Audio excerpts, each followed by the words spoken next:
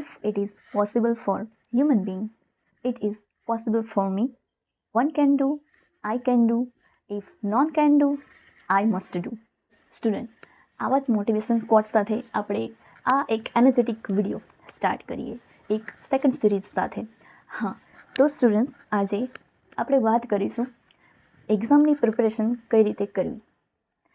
જે exams UGC net ઇંગ્લિશની હું તૈયારી કરી રહી છું, તો તે એક્ઝામની પ્રિપરેશન મારા હિસાબથી હું કઈ રીતે કરું છું, કરતી રહી છું અને કરું છું અત્યારે, તો તેના વિશે હું તમને જણાવીશ. સાથે એક ટૉપિક પણ, નાનો ટૉપિક હું તમને સમજાવીશ પણ.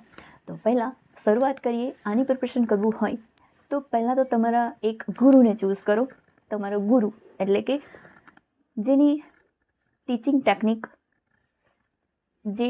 ટેકનિક છે તે તમને ઇઝી લાગતી હોય, અને એવા ટીચરને ચૂઝ કરો જે તમે કોઈ પણ એને ક્વેશ્ચન કરો તો સામે એવા એક્ઝામ્પલ સાથે તમને રિપ્લાય કરે છે, અને જે તમને મોટિવેટ હંમેશા કરે છે.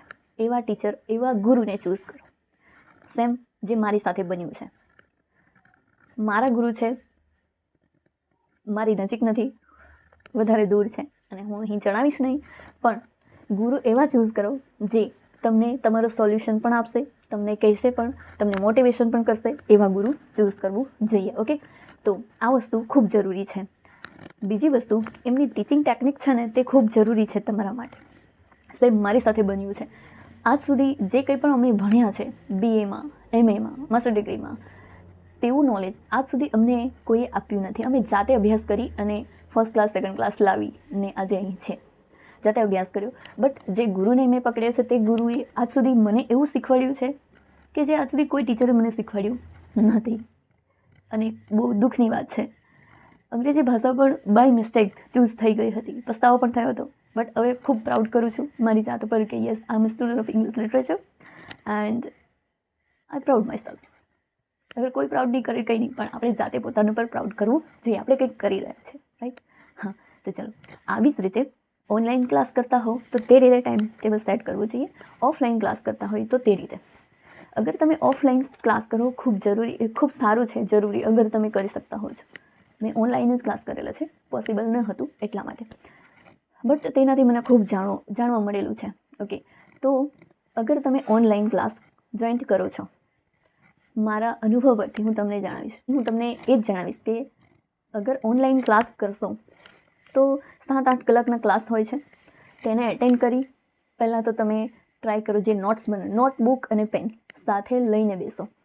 જે કંઈ પણ સર ભણાવે છે, મેડમ ભણાવે છે, તેને તમે ધ્યાનથી સાંભળો, રિપીટ કરીને સાંભળો, અને જે કંઈ પણ યુઝફુલ છે, જે જરૂરી છે, બિનકામનું નોટિસ કરવાની જરૂર નથી, જરૂરી છે તે નોટ કરો. મારા અનુભવ પ્રમાણે મેં જે નોટ્સ બનાવી છે, ડબલ વાર નોટ્સ બનાવી છે, તે રીતે જેમ કે એક નોટ એવી બનાવો જેમાં તમે ડિસ્ક્રિપ્ટિવ લખી શકો. અગર તમારામાં કેપેબિલિટી હશે તો તમે લખી શકો. જેમ કે મેં કર્યું છે, મેં એ રીતે અભ્યાસ કર્યો છે અને હજુ પણ કન્ટિન્યુ ચાલુ છે. લખીને નોટ્સ બનાવીને, રિવિઝન કરીને ચાલતી છે. તો તે રીતે એક નોટ ડિસ્ક્રિપ્ટિવ બનાવવા માટે એક વર્ડ્સની નોટ્સ, એટલે કે જે વર્ડ્સ છે એનું નોટ્સ બનાવવાનું, અને ત્યાર પછી એ વર્ડ્સને જોઈને આપણે યાદ કરવાનું, મેમરી. ઓકે, તો આ રીતે તમે ઓનલાઈન ક્લાસ કરતા હો તો આ રીતે તમે નોટ્સ બનાવી શકો છો. હવે બીજી વાત, ટાઈમ ટેબલની. અગર 7-8 કલાકનો તમારે ક્લાસ હોય તો બીજા 2 કલાક જે ક્લાસ એટેન્ડ કરેલું છે તે તમે 2 કલાક માટે એને રિવિઝન કરો. 2 કલાક પૂરતું, ખાલી 2 કલાક પૂરતું રિવિઝન કરો. ત્યાર પછી તમે જે આગલા દિવસે જે ભણી ગયા છે તેને 1 કલાક માટે રિવિઝન કરો. ખાલી 1 કલાક માટે. એવું નહીં કે આ એકદમ ડિસ્ક્રિપ્ટિવલી વાંચવું છે, એવું નથી. ઉપરથી જોઈ જાઓ. તો આ રીતે ડે બાય ડે તમે પ્રેક્ટિસ કરો. તેવી રીતે વીકલી. તો વીકની વાત કરું તો જે કંઈ પણ હવે તમે 7 ડેઝમાં ભણ્યા છે, જે લખેલું છે તમે નોટ્સમાં, તે નોટ્સને ઓનલી સેટરડે સન્ડે તમે એને ટાઈમ આપી શકો છો રિવિઝન કરવાનું. અગર તમે 5 ડે સ્ટડી કરો છો તો સેટરડે સન્ડે એ 5 ડેનું રિવિઝન એક સાથે કરો. સેટરડે 3 દિવસને કમ્બાઈન કરીને રિવિઝન કરો, બીજા 2 દિવસ સન્ડેનું રિવિઝન કરો, અને ત્યાર પછી પાછું તમે ફરીથી બધું એકસાથે રિવિઝન કરો. પછી પાછું મંડેથી જે નવા ટૉપિક સ્ટાર્ટ થાય છે ક્લાસમાં, તે ટૉપિકને નોટ કરો, જે 7-8 કલાક ચાલે છે. ત્યાર પછી પાછું થોડુંક રેસ્ટ પણ કરવું જરૂરી છે, કારણ કે જ્યાં સુધી તમે બ્રેનને ફ્રેશ નહીં રાખો ત્યાં સુધી તમે મતલબ બીજું બધું કરવામાં કંટાળ આવશે. એટલે બ્રેનને હંમેશા ફ્રેશ રાખવું જોઈએ. અને બીજું કે સ્લીપ પણ જરૂરી છે. અભ્યાસ કરતા હોવ તો સ્લીપ કરવું જરૂરી છે. અને બીજું કે કન્ટિન્યુ અભ્યાસ કરવો જરૂર હોતો નથી. તમે કન્ટિન્યુ અભ્યાસ કરો બેસીને તો ક્યારેક કમર દર્દ પણ કરી શકે છે. તો 2 કલાક યા અડધા કલાક તમને અગર ફાવે તો અડધા કલાક સ્ટડી કરો, 5-10 મિનિટ સ્પેસ લો, ત્યારબાદ પાછું તમે અડધો કલાકથી 10 મિનિટ વધારે ખેંચો. આ રીતે તમે હેબિટ પાડશો તો 2 કલાક આસાનીથી તમે બેસી શકશો, જેમ કે હું કરું છું. તો આ રીતે તમે જો અભ્યાસ કરશો તો કોઈ પણ એક્ઝામ તમે ક્રેક કરી શકો છો. ઓકે, મારો અનુભવ હું તમને જણાવું છું. ઓકે, તો આ છે આપણે આ સિરીઝમાં આટલું તમને મારો અનુભવ જણાવીશ. હવે જે ટૉપિકની વાત કરવા જઈ રહી છું, જે ઇંગ્લિશના વિદ્યાર્થીઓને જરૂર ધ્યાન રાખવું જોઈએ. જેમ કે મેં તમને કીધું, if none can do that I must do, right. કોઈ બીજું કરી નહીં શકે તો કંઈ નહીં, હું તો કરીશ, મારે કરવું જોઈએ, રાઈટ. તો આ વસ્તુને ધ્યાનમાં રાખવું જોઈએ કે હું કરીશ, મારે કરવું જોઈએ, કે મારા માટે કરવું જોઈએ, બીજા માટે નહીં, રાઈટ. હા, તો અંગ્રેજી સાહિત્યમાં તમે ઇન્ટરેસ્ટ ધરાવતા હોય તો જેમ કે લાસ્ટ વિડીયોમાં મેં તમને બતાવ્યું હતું કે મારી નોટ્સ કેવી હતી, હે ને. તો હું અહીં થોડોક ટૉપિક તમને ભણાવવા જઈ રહી છું. તો અગર અંગ્રેજી સાહિત્ય તમે સ્ટાર્ટ કરો ને તો પાયાથી શરૂઆત કરો. સાહિત્યની શરૂઆત કરવી હોય તો પહેલાં તો તેનો પાયો પાકો હોવો જોઈએ. જેમ કે આપણે કોઈ પણ ઘર બાંધીએ તો તેનો પાયો પાકો હોવો જરૂરી છે, રાઈટ. તો તેવી જ રીતે હું તમને અહીં જણાવીશ થોડાક એવા ટૉપિક્સ જે ઘણા ટીચર્સ જણાવતા ન હોય. તો હું તમને એ જણાવીશ કે જેમ કે અંગ્રેજી સાહિત્યમાં ઘણા બધા ટીચર આ રીતે નથી ભણાવતા. કદાચ તમને મારી સ્ટાઇલ પણ નહીં ગમશે, બટ અગર તમે જાણવું હોય તો તમે જોઈન્ટ થઈ શકો છો. ઓકે, અહીં હું તમને ભણાવીશ કે હિસ્ટ્રી ઓફ એંગ્લો સેક્સન. હવે શું છે, અંગ્રેજી સાહિત્ય જાણવું હોય તો અંગ્રેજી એટલે કે બીજું ઘણું બધું છે, પણ શરૂઆત તો આપણે એની હિસ્ટ્રીથી સ્ટાર્ટ કરીએ. અંગ્રેજી ભાષા જે છે એ ડેવલપ થઈ પણ નહીં હતી, તે પહેલાંનું સાહિત્ય જાણવું જરૂરી છે. તો આપણે અહીં કહીએ કે એંગ્લો સેક્શન ક્યાંથી સ્ટાર્ટ થયું હતું.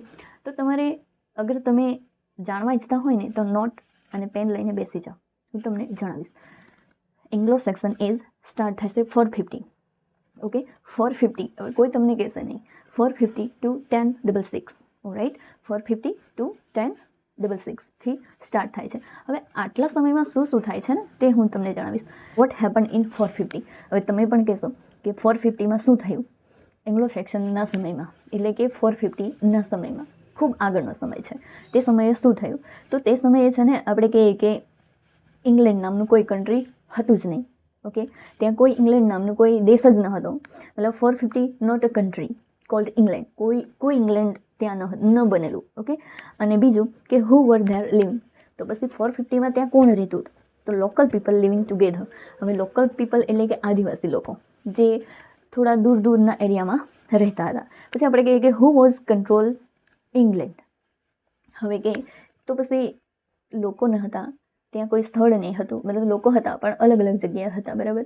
હવે ત્યાં કંટ્રોલ કોના દ્વારા કરવામાં આવતું હતું? તો જેમ કે આપણું એજ જે સ્ટાર્ટ થઈ છે, બરાબર. જેમ કે ઇંગ્લાઝ આર ઇંગ્લાલેન્ડ્સ.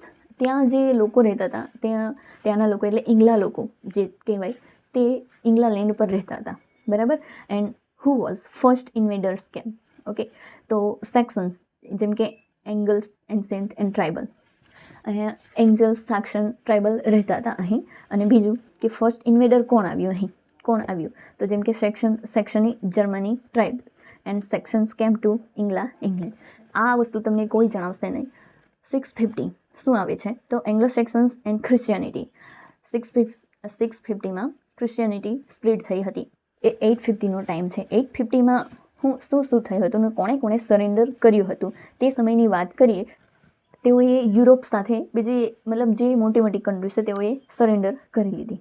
અને ત્યાર પછી આપણે જોઈએ કે 1060 આવે છે. What happen by 1060?